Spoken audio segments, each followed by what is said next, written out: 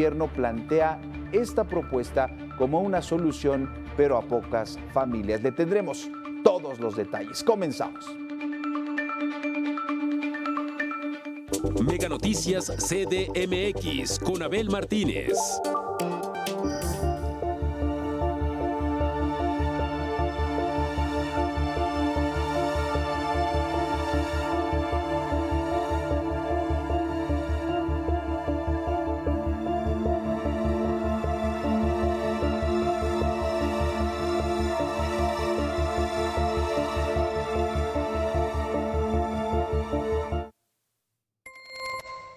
Comenzamos con esta información indignante. Es captado en evidente estado de ebriedad y haciendo sus necesidades en vía pública a un elemento de la Policía Municipal de Amozoc, en el estado de Puebla. Ahí están las imágenes. En este video que circula en redes sociales, que se ha viralizado, se puede apreciar al policía, pues presuntamente en estado de ebriedad, prácticamente pues pierde por momentos el equilibrio. La verdad es que pues, quienes ven estas imágenes dicen claro que está en estado de ebriedad, desciende de su patrulla para posteriormente hacer pues, sus necesidades. Todo esto en el arroyo vehicular. Fue a mitad de la madrugada cuando pues, algunos ciudadanos lograron captar este momento. Apenas se podía sostener en pie. Ante los hechos, este domingo 24 de marzo, autoridades del municipio comunicaron a través de sus redes sociales que este policía fue dado de baja de la corporación como consecuencia de su conducta y acciones estando en labor. Evidentemente hay ya una sanción, lo han dado de baja y muy posiblemente lo destituyan, pero bueno, ¿cómo es posible que un policía en su horario de trabajo, en el momento en que debería estar vigilando el municipio de Amozoc, allá en Puebla, pues esté durante algún periodo consumiendo bebidas embriagantes hasta quedar en este estado y después faltar el reglamento, faltar a la ley, pues realizando sus necesidades, algo que por supuesto es sancionado como una falta administrativa? En más información de Puebla, la tarde del sábado perdió la vida en un ataque directo el candidato a la presidencia municipal de Acatzingo por parte de Morena, Jaime González Pérez. Todo esto a una semana de que comenzaran las campañas electorales. Las primeras versiones indican que el acto se perpetró en un lote para compra-venta de autos, que es propiedad precisamente del candidato, lugar donde 4 sujetos a bordo de 2 motocicletas dispararon en su contra a quemarropa. Jaime González inmediatamente falleció en este sitio. El gobernador del estado de Puebla, Sergio Salomón Céspedes Peregrina, condenó los hechos a través de redes sociales y aseguró que colaborará en las pesquisas, además de que sostiene acción coordinada con autoridades de Acatzingo, autoridades del estado y por supuesto también la federación. Cabe mencionar que esta era la segunda ocasión que González buscaba la presidencia del municipio de Acatzingo, pues en 2021 fue abanderado. Ahora lo hacía por Morena, pero en ese momento fue abanderado por el PRI. En medios locales existen versiones que vinculan a este candidato con un líder del robo de combustible de la zona conocido como el Toñín. Sin embargo, esta versión no se ha confirmado. Esta es la primera vez que se registra un hecho de este tipo en el estado de Puebla. En otra información, al menos 10 personas fallecieron en accidentes durante el primer fin de semana de vacaciones, esto en el Valle de Toluca, en el Estado de México, en la carretera Toluca-Tenango. 5 jóvenes perdieron la vida en un choque. Otras 3 personas murieron sobre el paso Toyocán en 2 accidentes diferentes, de acuerdo con la Cruz Roja. En los periodos vacacionales, desafortunadamente, los accidentes automovilísticos se incrementan entre un 15 y un 20%.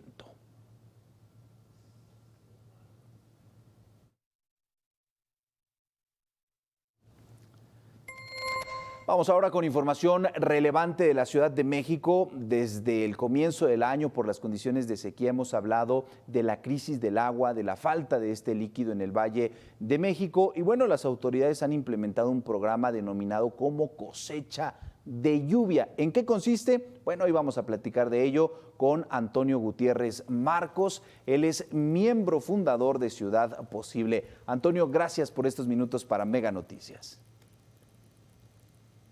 Con mucho gusto, Abel. Buenas noches. Gracias, Antonio. Mira, efectivamente, el tema Bueno. Adelante, Antonio. ¿Ya me escuchas? Te escuchamos fuerte y claro. ¿Sí, adelante. ¿Sí me escuchas? Perfecto.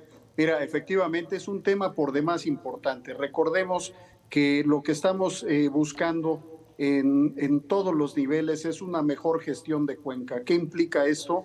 Mantener dentro de nuestra cuenca, en el Valle de México, la mayor cantidad de recursos, entre ellos el agua de lluvia. La mejor forma de contribuir, sobre todo en estos momentos en los que tenemos tanta escasez, desde luego que es irnos preparando para que cuando venga la temporada de lluvias podamos recuperar algo de lo que cae. No vamos obviamente, a poder captar toda la lluvia, que es una cantidad muy importante en Valle de México, más de 600 millones de metros cúbicos que caen al año, pero sí podríamos ayudar en mucho teniendo sistemas domésticos, domiciliarios, que permitieran cuando menos captar toda esta agua durante la temporada de lluvias, bajar el consumo de agua potable, utilizarla para servicios y sobre todo tener un remanente para que una vez que pase la temporada de lluvias se pueda seguir usando. Es un tema fundamental, el tema de la recuperación de agua de lluvias. Debemos de trabajar mucho en ello con las autoridades, sobre todo en la separación de los drenajes, drenaje pluvial separado del drenaje sanitario, y de esa manera poder aprovechar más el recurso. Recordemos que gran parte de lo que viene de una cuenca externa del sistema Cutzamala, que hoy está en crisis, y la otra parte viene del acuífero. Es un tema también que debemos de buscar para darle mayor sustentabilidad, para darle todavía una vida útil mucho mayor al acuífero, y eso implica que parte de esa agua de lluvia por parte de las autoridades, ya no de los vecinos, se pueda recuperar, tratarla e infiltrarla para poder de esa manera poder ir recargando el acuífero a una mayor velocidad. Normalmente, tal como vemos en las imágenes, tenemos puntos específicos donde se hacen encharcamientos, los puntos bajos, y hay una duda de mucha gente que nos comenta pues la factibilidad, Antonio, de poner ahí pozos de absorción. Sí se pueden poner mediante un tratamiento previo, de otra manera estaríamos arrastrando obviamente toda la basura, combustibles, aceites, todo lo que vemos que hay en las avenidas, en las calles, y eso que nos generaría un problema mayor de contaminación en el acuífero. Por eso es importante tratarla antes. En el tema doméstico, como normalmente se capta en las azoteas, lo único que hay que hacer es, en principio, las primeras aguas dejarlas correr, después captarlas. Antonio, realmente son sistemas sencillos. Sí. Precisamente a eso iba. ¿Cómo son estos sistemas para que las personas que nos ven pues entiendan? ¿Se pone algo, alguna estructura, se adecua el diseño de la vivienda, hay una cisterna? ¿Para qué se puede ocupar el agua que se cosecha de la lluvia? Perfecto. Mira, las azoteas cuando son planas siempre tienen un pequeño desnivel que van hacia una coladera de donde sale el drenaje y se va al drenaje municipal. Justamente donde está esa coladera que capta el agua de lluvia es donde hay que poner una conexión para derivarla hacia un tinaco que puede ser de 1100, de 2000, según la capacidad y la disponibilidad que tengan las casas y obviamente los usuarios en cuanto a la inversión. Si se tiene un tinaco, es suficiente hacer la conexión desde la parte de la azotea, poner un filtro posterior al tinaco para poder retirar las impurezas y de esa manera poderlo conectar hacia los servicios. O sea, ¿en qué lo podemos aprovechar? Para trapear, para lavar, si se le agrega un poco de cloro, incluso para lavar los trastes, para lavar la verdura, las frutas, en fin. no llegamos a un nivel de potabilización como para poderla tomar.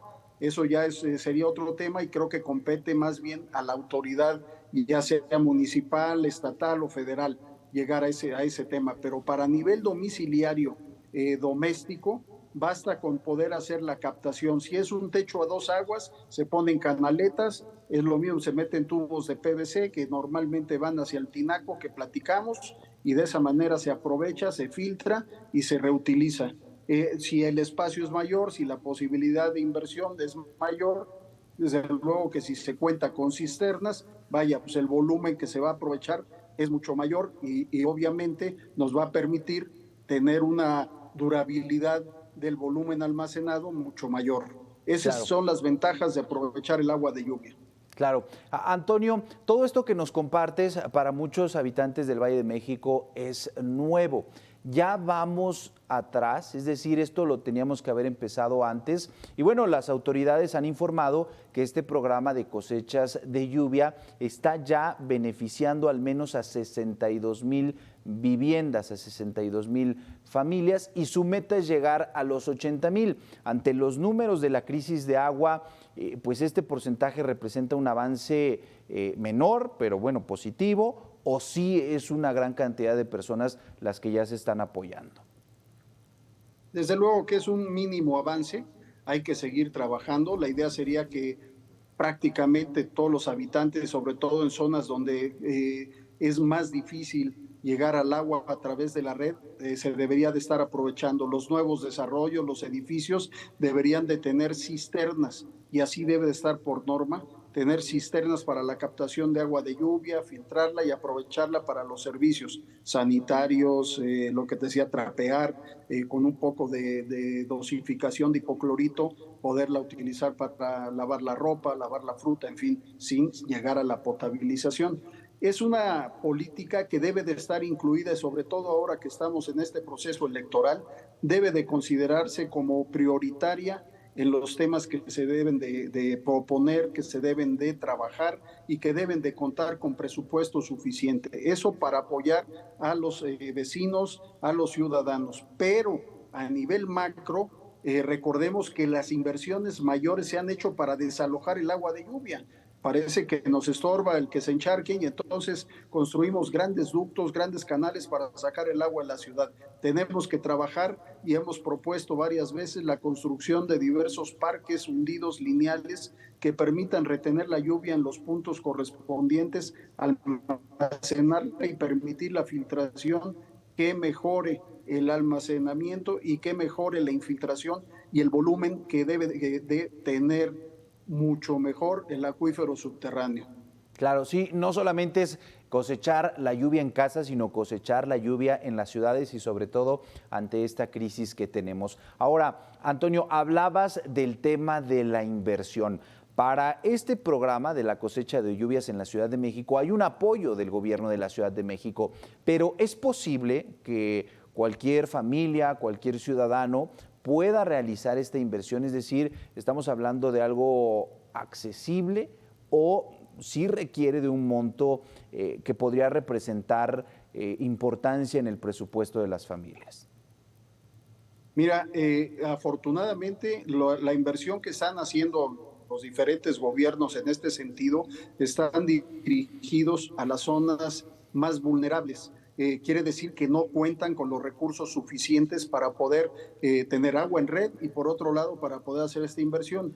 Un sistema, digamos, medio que permita a una familia de 3 a 4 gentes contar con un tinaco, puede ser de 1,100 litros, con la tubería y el filtro correspondiente de los accesorios, debe de estar sobre el rango de los 7,000 pesos. No es obviamente algo que todo mundo puede acceder, pero aquellos que tengan posibilidades sí deberían de estar trabajando.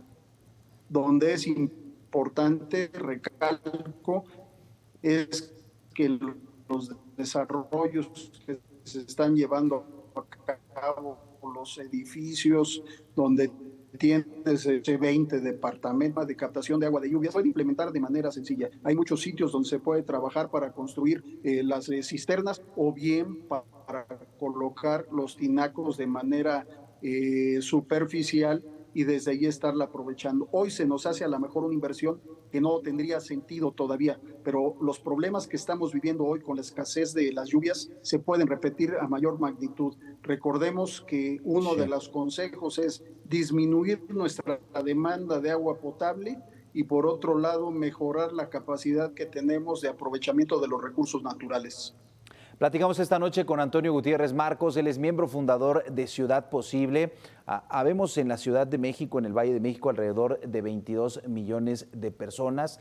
Todos tendríamos que estar cosechando esta lluvia, aprovechándolo para estos usos secundarios. No es agua que venga pues potabilizada, como bien lo mencionas. Las nuevas construcciones ya lo tendrían que hacer, pero hasta el momento solamente 80,000 familias tendrían posibilidad de estar cosechando el agua. Es una cifra menor, minúscula, de cara a la crisis que ya tenemos encima. Antonio, muchísimas gracias por estos minutos para Mega Noticias. Gracias a ti, Abel, por poder platicar contigo y con tu público. Buenas noches. Buenas noches. Qué fácil les resulta lavarse las manos frente a la barbarie. Antes de buscar desaparecidos, levantados o secuestrados, señalan a civiles de tener vínculos con grupos delincuenciales. Para empezar, ¿ya no previenen? ¿O por qué han dejado que los criminales ganen terreno frente al Estado? Asesinatos y masacres, no importa si son jóvenes, mujeres o niños que estuvieron en la fiesta o el camino incorrecto o en su casa, pero en el momento equivocado. Los gobiernos tienen que garantizar la seguridad, pero hoy nadie está a salvo. ¿Están renunciando a sus obligaciones frente al fracaso de su estrategia? ¿O es que de plano no dan el ancho? También dejaron las labores de inteligencia y procuración de justicia para castigar a responsables. Es más fácil y cada vez más frecuente que frente a claras señales de debilidad del Estado, los encargados salgan a decir que es un ajuste de cuentas entre bandas rivales. Si no investigan y castigan, entonces, ¿cómo van a desarticular al crimen organizado? Es más fácil estigmatizar inocentes que reconocer que no hacen su trabajo. Qué fácil les resulta lavarse las manos frente a la barbarie.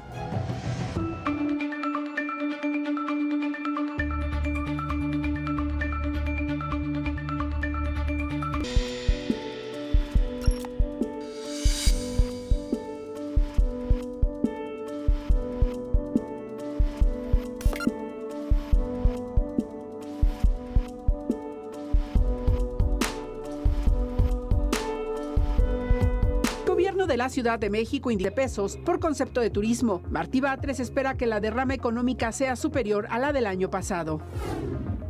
En el Estado de México se encuentran activos al menos 22 incendios forestales. La gobernadora de la entidad, Delfina Gómez, informó que brigadistas de la CONAFOR trabajan para apagarlos. Pidió a la población cuidar los bosques, no encender fogatas, evitar tirar líquidos flamables y basura.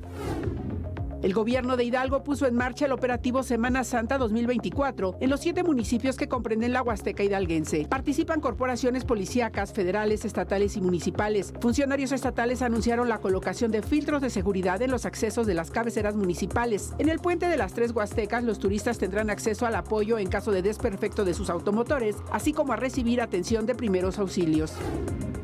Abogados de Morelos exigen al fiscal general del estado, Uriel Carmona, resultados en el esclarecimiento de los delitos que suceden en la entidad. De acuerdo a la Comisión Estatal de Seguridad Pública, de 2018 a la fecha, en Morelos se han cometido 68 crímenes de alto impacto que no han sido esclarecidos. Los abogados morelenses cuestionan la desaparición pública del fiscal, quien reapareció hace unos días tras el asesinato del presidente del IMIPE. Mega Noticias, Maribel Soto. Vamos con esta información que llama la atención. ¿Cambia la religiosidad de los mexicanos? Bueno, el número de personas sin creer va en aumento. Veamos la información.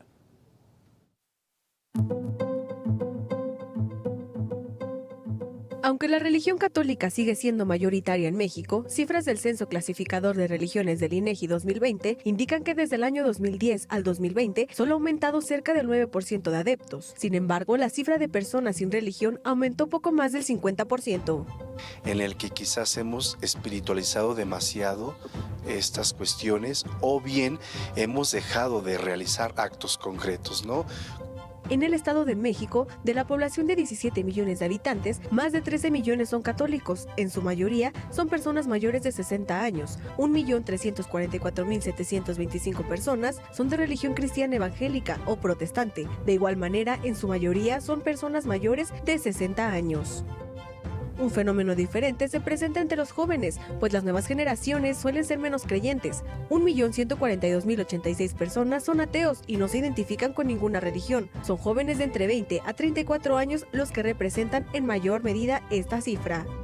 Y como que el asunto de la iglesia ya no es tan importante. Hay jóvenes que creen, pero no creen como tal en la religión, sino en la fe en Jesús o en Cristo, en Dios, ¿no? Entonces, o no han creído, por ejemplo, en el sacerdote, en la religiosa, ¿no? Quizás por sus actos, quizás porque a veces, reitero, hemos tenido no una actitud como tan positiva, ¿no? En parte. Cada vez menos mexicanos tienen un apego a las actividades religiosas. Esto se puede deber a que las religiones organizadas son cada vez menos relevantes en la espiritualidad moderna, pues el clero y los dogmas no resultan tan atractivos para las nuevas generaciones. Informó para Mega Noticias, Carla del Valle. Y esta información es muy importante. Vamos hasta el Estado de México porque expertos alertan que 7 de cada 10 trabajadores sufren agotamiento, cansancio. Carla del Valle nos tiene la información. Adelante, Carla. Tras la pandemia por COVID-19, la ansiedad y otras enfermedades mentales dejaron como resultado que el 75% de los trabajadores padecieran estrés laboral. Vamos con la información. 3 de cada 4 personas trabajadoras mexicanas padecen de estrés laboral. La fuerza laboral mexicana es una de las más estresadas del mundo. 75% de las personas trabajadoras en México padecen los efectos del estrés laboral. La prevalencia de la ansiedad y depresión incrementó 30% tras la pandemia por COVID-19. 15 millones de personas tienen algún padecimiento mental provocado por la incertidumbre, estrés, depresión y angustia en el trabajo. Hubo una incidencia también de ansiedad y depresión justamente, tanto por el tema de lo que estamos enfrentando, el tema inclusive al inicio, la incertidumbre de lo que está sucediendo, el esperar que hubiera los productos biológicos para las vacunas, las defunciones y todo lo demás. Además de eso, podemos considerar que sí se presentó un poquito más de depresión y ansiedad por el tema de que había muchísimo trabajo. La Organización Mundial de la Salud ha reconocido a este padecimiento como una enfermedad desde el 2019 y es llamada burnout o síndrome del desgaste profesional. Tiene que ver con un cansancio emocional derivado de una actividad laboral, profesional, ejercida de una intensidad particular. Tiene que ver con un tiempo en el que uno ha invertido mucho esfuerzo y mucho de su energía mental, emocional, afectiva. El agotamiento laboral se puede presentar con síntomas como falta de energía, cansancio extremo, sentimientos de negatividad o excepcionismo respecto al trabajo. Un ambiente tenso de trabajo y por supuesto cómo llegar a la casa o no, de vuelta al hogar después de un día pesado de ese estrés laboral, pues también las relaciones familiares, el vínculo con los cercanos que también se ve alterado por este agotamiento que ya no solo se quedó en el trabajo, sino que se extiende a las demás áreas de la vida de la persona.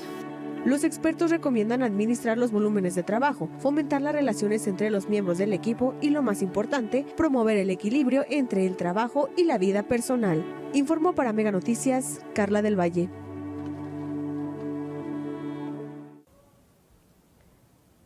Pues como dicen los expertos, una de las recomendaciones que hacen a todos los trabajadores es separar su vida personal de la vida laboral para evitar este tipo de conflictos. Regreso con ustedes.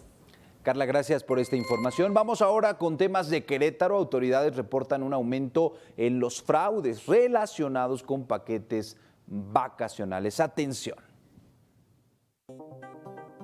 A través de internet y redes sociales, supuestas agencias de viaje intentan engañar a los usuarios con aparentes ofertas de paquetes vacacionales por debajo del precio comercial. Los destinos de playa son los más solicitados y por ende los que más defraudan a las personas. Tenemos que decirle a la gente que verifique primeramente en qué agencia va a comprar. Hay agencias de viajes establecidas que tienen muchos años de prestigio en las cuales puedes ir directamente a tocarles ahí, ¿no? Hay otras agencias que se ponen hoy, mañana desaparecen y así sucesivamente. Y lamentablemente Querétaro es de esas ciudades. Querétaro tiene muchas agencias de viajes patito que realmente te ofrecen hoteles de muy alto nivel a precios que dices tú, o sea, No es posible, ¿no? Las propias autoridades emiten recomendaciones a la ciudadanía principalmente cuando se acerca la temporada alta. Algunas de ellas son desconfiar de promociones y paquetes a precios bajos, verificar la reputación del vendedor y evitar realizar transferencias. Algo importante es realizar la compra de estos paquetes en empresas establecidas y no a través de redes sociales. Tomar referencias de otros clientes que ya han viajado con nosotros y también no dejarse caer en las páginas de internet. En las páginas de internet, aunque tú veas que estás comprando en la página de X compañía de viajes, se ha dado el caso de que las páginas están pirateadas y realmente no estás comprando con esa página, estás comprando a otra persona y es donde hacen tus fraudes bancarios, sobre todo con tarjetas de crédito. Para mayor tranquilidad también se puede consultar la agencia de viajes que esté inscrita en el Registro Nacional de Turismo o que aparezca en el padrón de Asociación Mexicana de Agencias de Viajes. Los principales destinos turísticos con más fraudes podrían ser Cancún, Puerto Vallarta, Acapulco, Jalisco, Veracruz, Puebla y Nuevo León, que son los más populares. Los fraudes van desde 3,000 hasta 100,000 pesos. Se estima que estos fraudes se concentran en paquetes vacacionales y en boletos de avión. Para Mega Noticias, Telma Herrera. Y hablando de Querétaro, la magistrada presidenta del Tribunal Superior de Justicia, Mariela Poncevilla, anunció que 4 personas fueron vinculadas a proceso judicial por el fraude con visas en Cadereyta, aunque no especificó si entre los procesados se encuentra la mujer policía que se amparó. Se informó que los imputados enfrentan 4 delitos de fraude maquinado. Sin embargo, debido a la naturaleza del delito, se les concedió la libertad con medidas cautelares, aunque deberán presentarse periódicamente ante la autoridad. La audiencia se llevó a cabo el pasado 5 de marzo y la próxima está programada para el 5 de mayo, cuando se realizará la investigación complementaria. Poncevilla destacó que las personas podrían ser absueltas si reparan el daño a los afectados, ya que se trata de un delito de querella. Por supuesto, es un tema sensible, que las personas pues busquen un documento, tramitarlo, les pidan recursos y bueno, cuando buscan los resultados, cuando quieren esta visa, pues simplemente se trató de un fraude. En este caso ya hay una investigación, de por medio una denuncia. Hasta aquí la información de la megalópolis. Ahora nos quedamos con Paco Ramírez y la historia del mundo. El tema: sequía, escasez de agua e incendios forestales. ¿Qué tal? ¿Cómo están? Qué gusto que nos acompañen. Arrancamos semana